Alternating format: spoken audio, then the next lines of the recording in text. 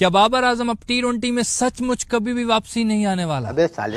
और ये बात मैं अपनी तरफ से नहीं कह रहा हूँ, ये बात राशिद लतीफ सर ने कही है, जो कि बहुत बड़े क्रिकेटर, और उन्होंने भी ये बात अपनी तरफ से नहीं की, उन्होंने ये बात आकिब जावेद की डिकोड की, जो कि डायरेक्टर हाई परफॉर्मेंस सेंटर है, इस वक्त क्रिकेट के करता धरता बन चुके हैं, कभी स्किल एनहेंसमेंट प्रोग्राम, कभी कोई प्रोग्राम। वही आकिब जावेद जिनकी एक बात बड़ी वायरल हुई थी जब बाबर कराची की तरफ से खेलता था और ये लाहौर के कोच थे, और उन्होंने कहा था कि हमारा सिर्फ एक प्लान होता है कि बाबर जब बैटिंग पे आए इसको आउट नहीं करना, जब इसको आउट नहीं करेंगे ये छक्के चौके मारेगा नहीं, नॉर्मल खेलेगा, 150 का रन बनेगा, वो हम चुटकियों में चेस कर लेंगे। ये बात कही थी आकिब जावेद ने, और सबको पता है फिर इसका कितनी ट्रोलिंग हुई थी आकिब जावेद की कि ये आपने क्या कहा है। उस वक्त तो बाबर अच्छी फॉर्म में होता था। अब वही Aqib Javed high performance centre के डायरेक्टर हैं। इन्हीं आकिब जावेद के होते हुए बाबर आजम को टीम से निकाला गया है। यही आकिब जावेद ने पिछले दिनों एक इंटरव्यू देते हुए ये बात भी की थी कि हमारे ये बैट्समैन 7-8 साल से खेल रहे हैं लेकिन इनको सिंगल लेना तक नहीं आता। 8-10 साल खेलने का मतलब बाबर आजम लोग हैं। वही अब डायरेक्टर हैं हाई परफॉर्मेंस सेंटर के, और काफी इन्वॉल्वमेंट है उनकी। असल ये सीन बना कैसे है, पिछले दिनों आकिब जावेद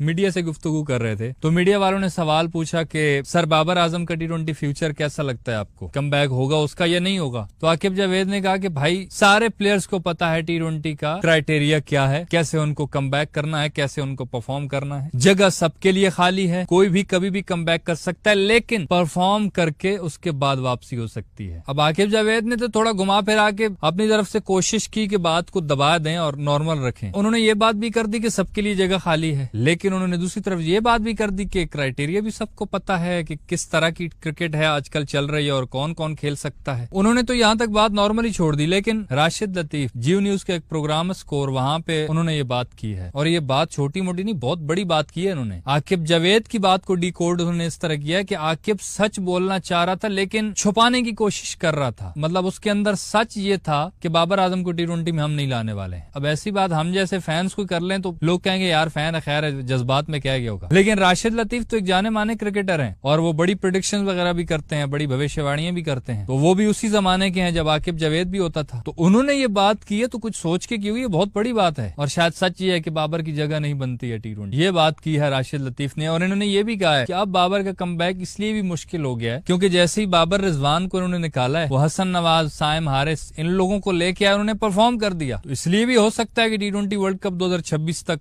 कोई ऑप्शन ना हो। अगर ऐसा होता है तो ये तो बहुत गजबनाक चीज हो जाएगी भैया जी। अब देख लो कि वो बाबर आजम जो पूरी दुनिया में क्रिस गेल के बाद दूसरे नंबर है सेंचुरियां लगाने पे, T20 में 11 सेंचुरियां T20 में ठोक चुका है। ये वक्त आ चुका है कि बाबर की अब दूर दूर तक T20 में कोई जगह नजर ही नहीं आ रही, और ये इस चीज पे बिलीव करना मुश्किल है। लेकिन अगर आप सोच के देखो कि अब जैसे बांग्लादेश के खिलाफ और न्यूजीलैंड के खिलाफ ये सारे यंगस्टर्स ने परफॉर्म कर दिया, आगे भी तकरीबन छोटी सीरीजें हैं, एक एशिया कप है, अगर वो होता है तो उसमें लेट्स सी, फिर तो ये जो नॉर्मल टीमें हैं इनको अगर यही यंगस्टर्स कूटते रहे, ऐसे ही परफॉर्म करते रहे, तो फिर तो सचमुच नई जगह बनेगी ना बाबर की। फिर तो ये बात वाकई सच है, जो कि अभी तक यकीन नहीं हो रहा कि यार 2026 का वर्ल्ड कप T20 बाबर के बगैर खेलेंगे। इस बात पे बिलीव करना थोड़ा मुश्किल है, लेकिन अगर यंगस्टर्स परफॉर्म करते रहे इसी तरह से तो ये कड़वा सच है, पर ये ऐसा ही होगा। असल में ये जो शुरू से मसला बना था ना, इम्पोर्टेंट चीज जो बाबर के भट्टों पे बैठ गई है, एक तो वो कैप्टेंसी, वो टीम जो पहले भी इसके पीछे ही खड़ी होती थी। अगर सच पूछो तो बाबर आजम पहले भी कौन से छक्के शक्के इतने मारता था, 6 बॉलों पे 6 छक्के तो नहीं मारता था ना। पहले भी ऐसे ही नॉर्मल गेम खेलता था यार, जो उसकी गेम है अच्छी गेम है उसकी। वो पावर हिटर शुरू से भी नहीं था, पहले ही क्या था कि जब ये फॉर्म में था, ये रन्स करता गया, इसका ब्रांड बनता गया। बाकी जो टीम वाले थे वो सारे लल्लू पंजू माजरत के साथ, पर ज्यादातर दिहाड़ीदार थे, इसके पीछे छुप के बस अपनी दिहाड़ी लगाई, टीम में आया, 2-4 रन किया और गई।